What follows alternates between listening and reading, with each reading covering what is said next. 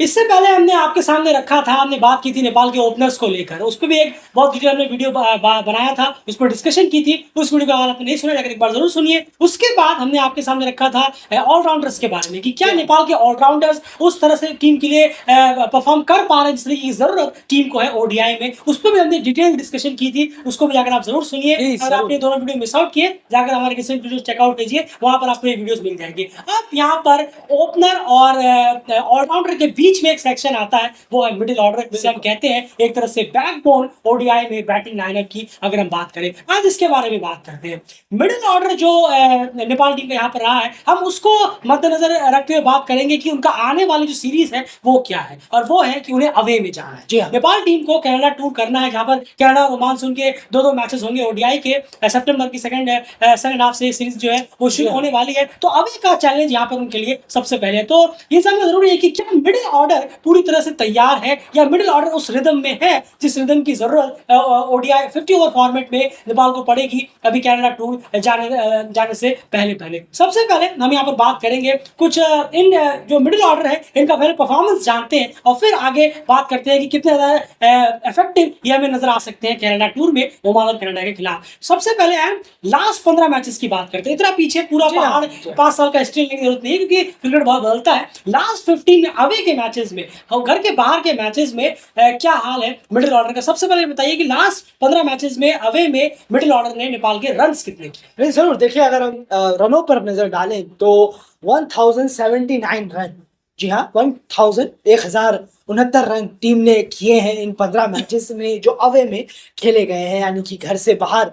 खेले गए हैं। तो परफॉर्मेंस वाइज अगर आप देखेंगे, आगे जरूर बात करेंगे, पर रनों के मामले में नेपाल जो है 1069 रन के साथ पिछले 15 अवे मैचेस में शामिल। बिल्कुल। अब यहाँ पर आपको एक चीज और बता दें कि अवे मैचेस में हमने यहाँ पर वो मैच नहीं जोड़े हैं जो फुल मेंबर्स के खिलाफ उन्होंने। जी हाँ, वो इसीलिए नहीं क्योंकि फुल मेंबर्स का वो मेंबर्स जैसा और बड़ा चैलेंज यहाँ पर नेपाल के लिए है। अब कनाडा ओमान इतनी बड़ी टीम नहीं है कि फुल मेंबर के बराबर की हो, तो फुल मेंबर्स को हमने यहाँ पर एक्सक्लूड किया है। जो एसोसिएट्स में आपकी जो परफॉर्मेंस रही है लास्ट 15 गेम्स में अवे में, उसी को यहाँ पर हम रखेंगे, क्योंकि फुल मेंबर्स आप जोड़ेंगे तो वहाँ पर मिडिल ऑर्डर का स्कोर और लो हो जाता है, जो कि ठीक नहीं है। क्योंकि वेस्ट इंडीज वगैरह से मैच खेलना और कनाडा से मैच बिल्कुल फर्क है। तो उस वो चैलेंज अलग हो जाता है। हमने यहाँ पर 15 अवे मैचेस जो एसोसिएशन के खिलाफ रहे हैं उनको यहाँ पर हमने जोड़ा है। तो उसमें 15 मैचेस में 1079 यानी 1079 रन नेपाल का जो मिडिल ऑर्डर उन्होंने किया। मिडिल ऑर्डर से हमारा मतलब है सेकंड डाउन, थर्ड डाउन और फोर्थ डाउन। याद रखिएगा, स्ट्रिक्टली हमने ये पोजीशन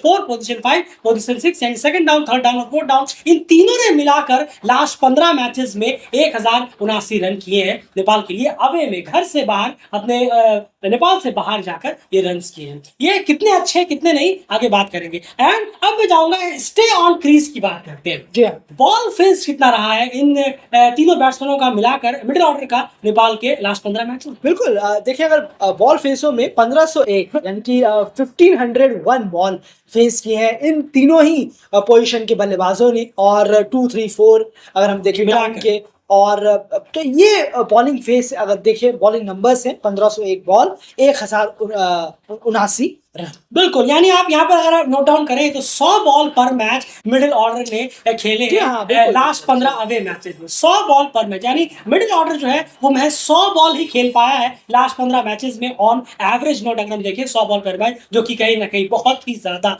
कम, बिल्कुल कम है यहाँ पर। क्योंकि मिडिल ऑर्डर की हम यहाँ बात कर रहे हैं, मिडिल ऑर्डर जो सबसे इंपॉर्टेंट फेस रहता है, जहां पर पार्टनरशिप बिल्डअप का काम होता है, थोड़ा ठहराव लाने की बात होती है, वहां पर 25 ओवर भी मिडिल ऑर्डर ने बैटिंग नहीं किया है अवे में जाकर। तो डेफिनेटली ये एक बहुत ही ज्यादा एक चिंता वाली बात भी है, और क्योंकि यहाँ से एक स्ट्रॉन्ग बेस मिलता है कि नीचे के प्लेयर्स आकर कुछ रन वगैरह और उस पर बनाए। एंड क्या कहेंगे, 100 बॉल पर मैच मिडिल ऑर्डर के लिए ओडीआई में बिल्कुल भी काफी नहीं। देखिए एक एग्जाम्पल भी है इसका। अमूमन हम अगर बैटिंग देखते हैं नेपाल की, तो हम देखते क्या है कि 40 ओवर आते आते 6-7 विकेट गिर चुके हो। जी हमें बहुत ही रेयरली ओकेशन पे ये दिखा है कि हाँ 40 ओवर हो चुके हैं और 3 विकेट हो। बिल्कुल सही कहा आपने, 3 या 2 विकेट मौजूद हो तब वो बल्लेबाज खेल रहे हो, ऐसा बहुत ही रेयर ओकेजन में नजर आया है। मोस्ट ऑफ द टाइम हमें यही देखने को मिलता है कि 6 विकेट 7 विकेट गिर गए हैं और 40 ओवर तक के ऊपर बल्लेबाजी पहुंच गई है। बड़ी मुश्किल से 49 या 50 ओवर तक टीम पहुंच रही। बिल्कुल सही कहा आपने, तो ये बहुत इंपॉर्टेंट है। तो 100 बॉल पर मैच जो है मिडिल ऑर्डर का, ये 3 बैट्समैन का मिलाकर है, याद रखिएगा। जी हाँ, तो जाकर 100 बॉल पर मैच है, डेफिनेटली एक डिसअपॉइंटिंग है। इससे ज्यादा स्टे ऑन द क्रीज हर हाल में होना चाहिए। स्टे ऑन द क्रीज भी इतना है नहीं। अब यहाँ बात करते हैं रनों के बारे में कि पर मैच जो रन है मिडिल ऑर्डर वो कितना लगा रहा है। तो आप देखिए स्क्रीन पर यहाँ पर एवरेज और स्ट्राइक रेट की अगर हम बात करें तो क्या लगता है आपको, कैसा है? नहीं जरूर देखिए, अगर हम देखें 72 का तो टोटल एवरेज है, आप तीनों को बल्लेबाजों को मिलाकर देखेंगे तो 15 मैचों में 72 का एवरेज निकलेगा। सुनने में बड़ा अच्छा लग रहा है कि यार ये तो 72 का एवरेज है, लेकिन नहीं, असल में ऐसा नहीं है। ये 3 बैट्समैन मिलाकर है। बिल्कुल सही कहा। अब उसको तीनों को बदल अगर आप डिवाइड करेंगे तो जाकर बैठेगा 24। सीधा ये कटेगा नंबर बहुत सॉलिड नंबरों से, और 24 का बैटिंग एवरेज हो जाता है। अगर हम देखें आखिर के 15 अवे मैचेस में नेपाल मिडिल ऑर्डर के बल्लेबाजों का हाल, और स्ट्राइक रेट 72 का है। 72 का स्ट्राइक रेट है, यानी कि 72 के स्ट्राइक रेट से मिडिल ऑर्डर के बल्लेबाज बल्लेबाजी कर। बिल्कुल याद रखिएगा, लास्ट 15 मैच अवे जो कि बार बार आप स्क्रीन पे भी देख रहे हैं, हम उसकी बात कर रहे हैं। अब देखिए आप 72 का एवरेज यहाँ पर आप देखिए। अब मैं थोड़ा सा इसको और साधारण लैंग्वेज में आपको समझाता हूँ। मानकर चलिए सेकंड डाउन जो है, एग्जाम्पल मैं कह रहा हूँ, सेकंड डाउन रोहित पुड़ैल और फिर उसका भीम शार्की आए और फिर कुशल मल्ला, एग्जाम्पल के तौर पर मैं कह रहा हूँ। ये तीनों आए सेकंड, थर्ड और फोर्थ डाउन पे, तीनों बैट्समैन आए, ये तीनों बैट्समैन आ गए और ये तीनों बैट्समैन आउट होकर चले गए, और टीम में सिर्फ इन तीनों ने मिलाकर 72 रन का कॉन्ट्रीब्यूशन दिया। अब आप सोचिए ये कंट्रीब्यूशन कितना ज्यादा है या कितना कम है। ये सोचने वाली बात है। बहुत ही ज्यादा कम कंट्रीब्यूशन है ये जो कि ये दे रहे हैं। मिडिल ऑर्डर नेपाल का महज 72 रन पर मैच बना पाया है लास्ट 15 मैचेस में अवे की अगर हम बात करें, जो कि बहुत ही ज्यादा आप कह सकते हैं कि कम है। बॉल फेस भी हमने देखा कि पिच पे स्टे भी काफी ज्यादा कम नजर आया। मिडिल ऑर्डर को और मजबूत होना होगा, बिल्कुल इतने से काम नहीं चलेगा। अवे में और ज्यादा बेटर परफॉर्मेंस लेकर आनी पड़ेगी मिडिल ऑर्डर की, और इस तरह की परफॉर्मेंस से काम नहीं चलेगा। मिडिल ऑर्डर को स्टेप अप करना पड़ेगा, जिम्मेदारी लेनी पड़ेगी। एक प्लेयर को कम से कम मिनिमम एक प्लेयर को एक लंबी इनिंग खेलना मस्ट है, और अगर तीनों मिलकर खेल रहे हैं तो मेक श्योर करें कि कम से कम पर दो 50s और एक 30-40 भी लगातार आता रहे। और लगातार से हमारा मतलब नहीं कि हर मैच में आप 150 रन करें, लगातार से मतलब है मिनिमम 100 रन से ऊपर तो कम से कम यहाँ होने ही होने चाहिए। बिल्कुल, लेकिन आप रेगुलर की भी उम्मीद कर सकते हैं। ऐसे नहीं है कि हमने प्लेयर ही नहीं देखे हैं रेगुलर वाले, बिल्कुल सही कहा आपने। ये ऐसा नहीं होगा कि कोई चमत्कार की उम्मीद कर रहे हैं कि आप तो बिल्कुल ही अंधे हो जा रहे हो, ऐसा कौन सा प्लेयर है, ऐसा नहीं है। प्लेयर बहुत हैं जो आ चुके हैं, जिन्होंने रेगुलर नंबर्स पर जो है रन्स किए हैं इन ऑर्डर में, क्योंकि इन ऑर्डर में एक्सक्यूज नहीं होता। बिल्कुल एक्सक्यूज नहीं, जो बहाने देते हैं वो हमेशा पीछे रह जाते हैं। ये डाउन बड़ा डेंजरस है। और लॉन्गर फॉर्मेट्स की हम बात कर रहे हैं यहाँ, ओडीआई की 50 ओवरों की, तो मजाक तो है नहीं। शुरू के 10 ओवर फील्डिंग कर लेंगे आप, आपको लगेगा 50 ओवर कब आएंगे और कब आएंगे, खत्म ही नहीं हो रहा है, ऐसा लगता है। तो इतना ज्यादा इंपॉर्टेंस है इस डाउन का 2, 3, 4 का, जितना यहाँ पर यही रहेगा कि हाँ आप स्कोर करें, रन्स करें, यहाँ कोई एक्सक्यूज नहीं बनता 1 से लेकर चौथे डाउन तक। बिल्कुल, तो ये क्लियर कट है यहाँ पर। तो अब सबसे बड़ी बात यह है कि इस डाउन पर, ये सेकंड, थर्ड और फोर्थ डाउन की अगर बात करूं तो नेपाल के लिए जो लास्ट 15 मैचेस हैं उसमें एक्सपेरिमेंट्स भी बहुत किए गए। बिल्कुल, बहुत सारे और भी नाम आए हैं, सिर्फ ज्यादातर रोहित, भीम और कुशल आए, इसीलिए उनकी इमेज हमने थंबनेल में भी रखी है। लेकिन यहाँ पर आरिफ शेख को भी ट्राई किया गया, इसमें गुलशन झा को ट्राई किया गया, पवन शराफ को एक मैच में ट्राई किया गया था, उसका मेरे ख्याल से अनिल शाह को भी डाउन में ट्राई किया गया, शायद देव खनल भी लास्ट 15 अवे के मैचेस में मिडिल ऑर्डर में ये सब नाम भी ट्राई किए जा चुके हैं। तो सबसे इंपॉर्टेंटली इससे थोड़ा नेपाल बचने की कोशिश करे, इसे एक स्टेबिलिटी लाए मिडिल ऑर्डर में, मिडिल ऑर्डर के साथ इतना ज्यादा एक्सपेरिमेंट और छेड़खानी ना करे तो बेहतर है। ये बेस है, ये बैकबोन है, ये जान है। ऑलरेडी रन नहीं करना, बस ऑलरेडी रन बता रहे हैं, खुलकर बयां कर रहे हैं कि ये जो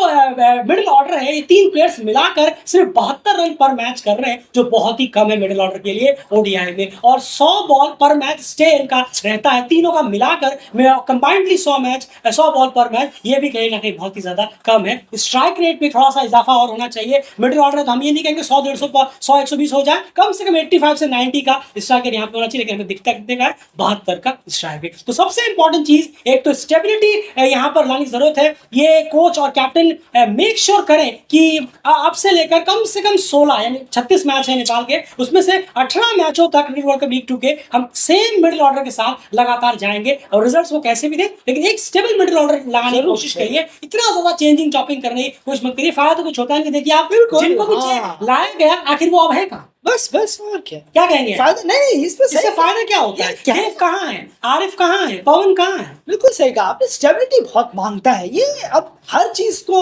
लाइटली ले लेना जी हाँ। ये ठीक नहीं है बहुत अच्छे प्लेयर है उन पर काबिलियत है रन बनाने की ऐसा बिल्कुल नहीं है काबिलियत नहीं है लेकिन जिन प्लेयरों में काबिलियत है उन्हें भी हटा कर चेंज कर दिया जाता है जी हाँ, ये भी एक जिनमें दिक्कत है। कुछ शाइन दिखते हैं कि हाँ Longer ये format के। वो जरूर कुछ कर सकते हैं अच्छा कर रहे हैं इन पर थोड़ा सा काम करना होगा मेहनत करनी होगी लेकिन फिर अचानक से डाउन ऑर्डर चेंज कर वो मेहनत को खराब कर दिया जाता है वो हमने देखा है कई मैचों में ऐसा होते हुए तो उम्मीद ही कर सकते हैं कि आंखें खुलें थोड़ा समझें और एक स्टेबिलिटी लाएं क्योंकि बहुत इंपॉर्टेंट है 2-3-4 डाउन का चलना रन्स करना 72 रन करना ये तो कोई काम नहीं हुआ बिल्कुल। मिडिल ऑर्डर का बहुत बड़ी जिम्मेदारी है मिडिल ऑर्डर पर 100-150-180 रन बनाने की जिम्मेदारी होती है मिडिल ऑर्डर की अगर आप और स्ट्रॉन्ग टीम बनना चाहते हो बिल्कुल सही कहा आपने ये आपने बहुत सही कहा कि अगर आप एक स्ट्रॉन्ग एक्सट्रेट टीम बनना चाहते हैं तो 72 रन मिडिल ऑर्डर से एक्सपेक्ट करना पर मैच 3 प्लेयर्स मिलाकर बिल्कुल, डेफिनेटली ये बहुत डिसअपॉइंटिंग है यहाँ इस पे थोड़ा सा इंप्रूवमेंट की थोड़ी सी अच्छी खासी इंप्रूवमेंट की गुंजाइश यहाँ पर रहेगी pitch on the stay on the crease भी बहुत ज़्यादा कम है जो कि सिर्फ 100 बॉल पर मैच का कहीं ना कहीं हो जाता है तो ये मिडिल ऑर्डर का हाल है हमने आपके सामने जो फैक्ट है वो रखे अवे की हमने बात की क्योंकि अवे में नेपाल को अभी लगातार नहीं है अभी फिलहाल घर में सीरीज है नहीं तो घर की बात यहाँ पर होने से रही अभी अवे की सीरीज है तो अभी इस साल जो दोनों लीग 2 की राउंड खेल रहे हैं वो दोनों के दोनों अवे में ही है तो यहाँ पर अवे की बात जरूरी है अब देखिए वही तो हम कहते हैं ना अब आपको खेलना घर से बाहर है अवे कंडीशन में और आप होम का कोई रिकॉर्ड लाकर आपके फैंस के सामने रख दें तो ये उनके साथ भी गलत हुआ और आप भी कहीं ना कहीं उनको कैसे मिसप्लेस कर रहे हैं मिसअंडरस्टूड कर रहे हैं तो ये चीजें सोचने वाली यहाँ पर बात हो जाती है तो ये हमने आपके सामने फैक्ट रखा लास्ट 15 अवे के मैचेस में नेपाल का जो मिडिल ऑर्डर है उन्होंने ओडीआई में किस तरह की परफॉर्मेंस अब तक दी है तो ये आपके सामने है और किस तरह की एक्सपेक्टेशन रहेंगी ये एक्सपेक्टेशंस में जैसे हमने कहा कि लिमिट होगी इससे बहुत ज्यादा बेहतर करने की क्योंकि इतने से काम नहीं चलने वाला मिडिल ऑर्डर से इससे ज्यादा कंट्रीब्यूशन चाहिए होगा नेपाल को अगर उन्हें कनाडा टूर में अच्छा परफॉर्मेंस देना है और ओमान और कनाडा को अच्छे तरीके से मात देनी है और अच्छे पॉइंट्स कलेक्ट करने हैं लीग 2 का पहला राउंड इतना अच्छा खासा ना जाने के बाद आपकी क्या राय है कमेंट बॉक्स में जरूर लिखिए एक चीज आपसे और पूछना चाहेंगे एक क्वेश्चन है उसका आंसर देने की कोशिश करिएगा आपके हिसाब से क्या लगता है नेपाल को स्टेबिलिटी जो मिडिल ऑर्डर पे लानी चाहिए तो कौन से 3 प्लेयर आपको लगता है कि सेकंड थर्ड और फोर्थ डाउन बेस्ट रहेंगे हमने तो थंबनेल में जो ज्यादा नाम यूज हुए उसी को हमने आपके सामने रखा जो सेकंड थर्ड फोर्थ ज्यादा भेजे गए आपको क्या लगता है सेकंड थर्ड और फोर्थ डाउन पर नेपाल के कौन से 3 बैट्समैन बेस्ट रहेंगे कम से कम एक लॉन्गर टाइम के लिए और कंसिस्टेंसी के साथ यही बने रहे क्या लगता है आपको जरूर अपने 3 नाम कमेंट बॉक्स में जरूर रखिए चैनल को सब्सक्राइब करिए प्लीज और ओपनर और ऑलराउंडर के बारे में भी ऐसे interesting on fact honest discussion हम ऑलरेडी कर चुके हैं उन 2 वीडियोस को भी जाकर एक बार जरूर से जरूर सुन लीजिए फिलहाल इस वीडियो में